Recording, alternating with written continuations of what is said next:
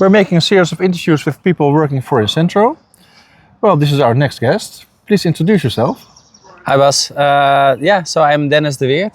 I'm a director here at Incentro. I've been working with Incentro for 15 years now. And currently I'm focusing more on our sales teams and sales processes. Yes. So recently you opened office in South Africa. You have been in Kenya for a long time already. So business is growing then. Yeah, so we've been in Kenya for 8 years now. And I think we fairly recently got the opportunity, together with a strong technology partner we're working with, to explore the South African market. Something I wanted for a long time, but I always was reluctant to see if we could add something to a fairly mature market.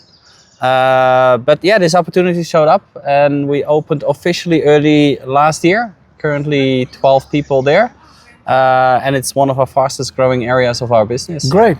This partner you're referring to, it's Monday. Yeah. I can reveal it, I hope. Yeah. You have a special relationship with Monday.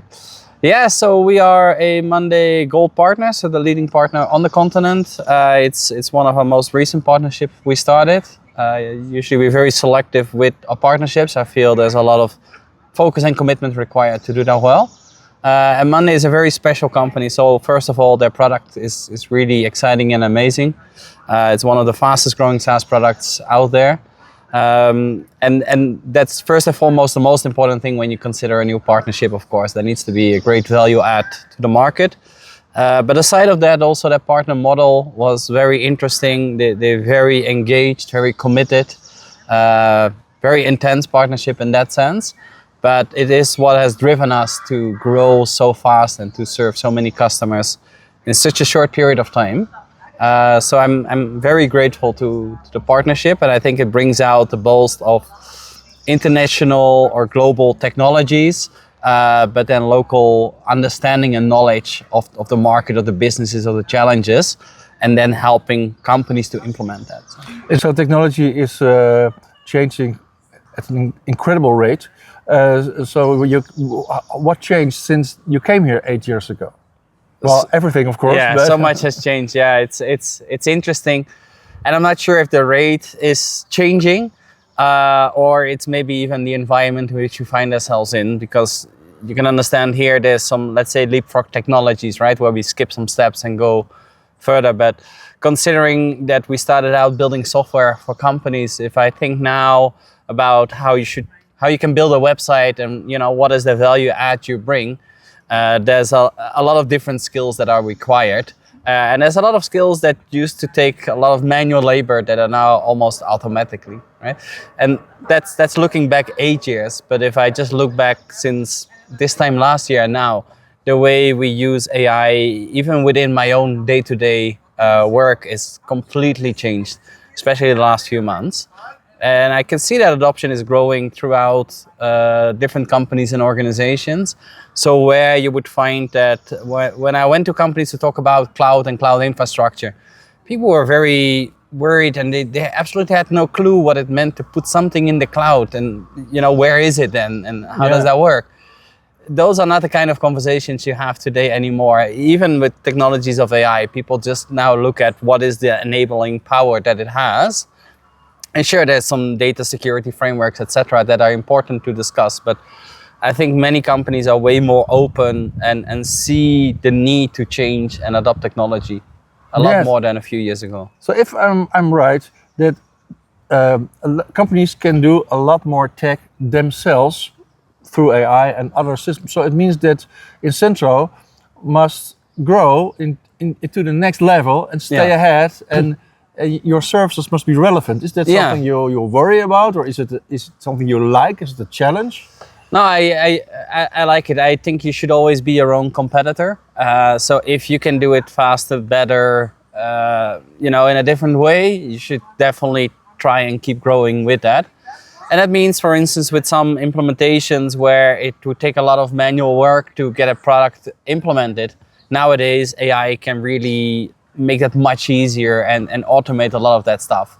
So that means that our skills are not as relevant anymore to understand how to code something or do a certain configuration. it becomes way more important to understand the business environment, the challenges that our customers have, and in which situation that product needs to operate. So I think we're looking a lot more at value creation than just implementing a product. So it matures the way we work. It matures the kind of people that you would need to do that work. But I always believe there's like this human component that is remaining relevant in there. And for the things that are just mundane and can be automated, that's part of what we do for our customers, but also for ourselves. Yeah. So Kenya is a very good environment for startup. Kenya is per head, I think, has the most startups in the whole of Africa. Yeah. So what does it say about the tech savviness of the environment and the young people here?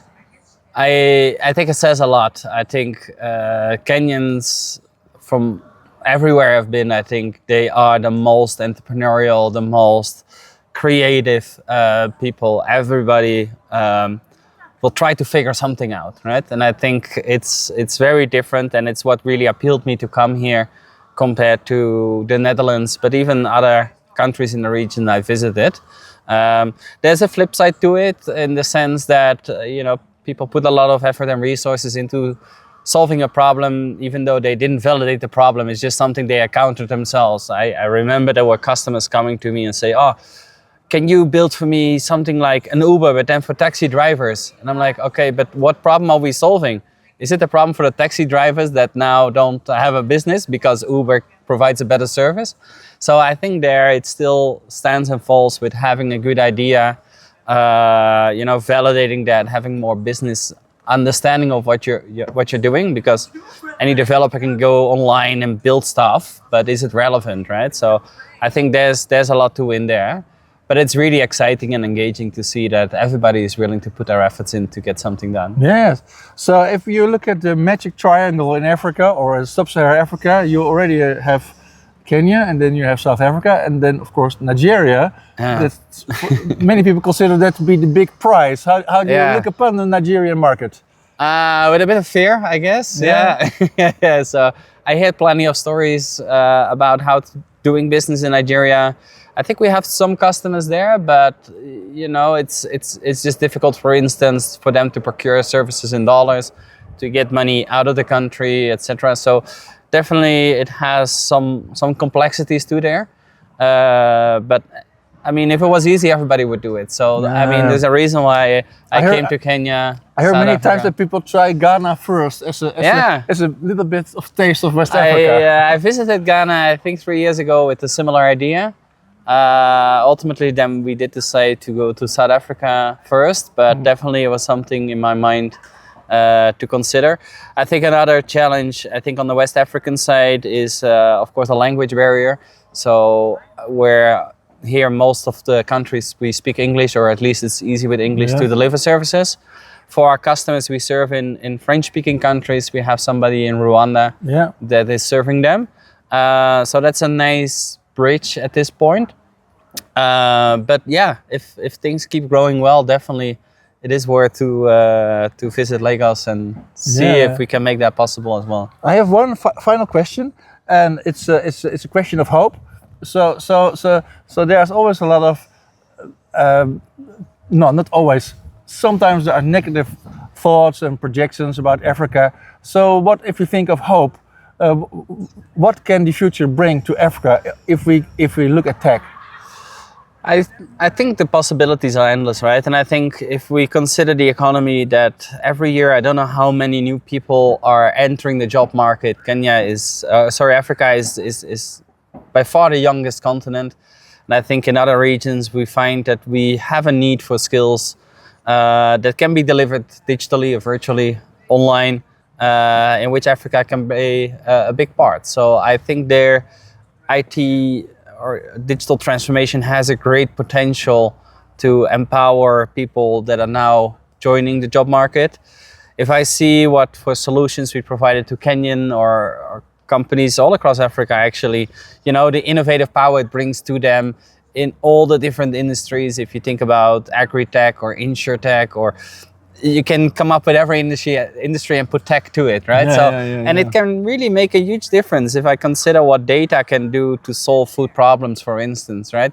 The amount of efficiency that we can create with a single person, where maybe before you need a team of 10 to develop a website for you for I don't know how long, right? So the tools become way more powerful. So yeah, I'm hopeful. Of course, we have a fair share of challenges. I think, if I look at the fiscal climate in Kenya, or maybe political instability, not only in Kenya or in Africa, but even beyond that, I mean, there's definitely some challenges that we are facing. But overall, I'm very hopeful for the continent, and I think the big growth will be here. Great.